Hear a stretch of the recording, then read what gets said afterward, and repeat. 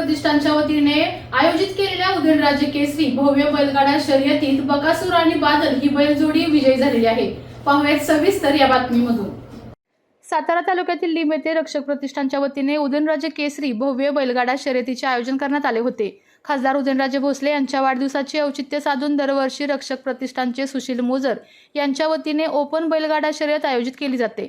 यासाठी राज्यभरातून हजारो स्पर्धक या स्पर्धेमध्ये सहभागी झाले होते। यावर्षी पार पडलेल्या बैलगाडा शर्यतीत 1,51,007 रुपये या प्रथम क्रमांकाचे बक्षीस बकासूर आणि बादल या बैलजोडीला मिळालेले आहे।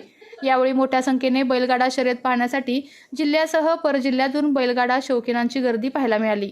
या बैलगाडा शर्यतीचे ड्रोनद्वारे घेतलेले खास दृश्य।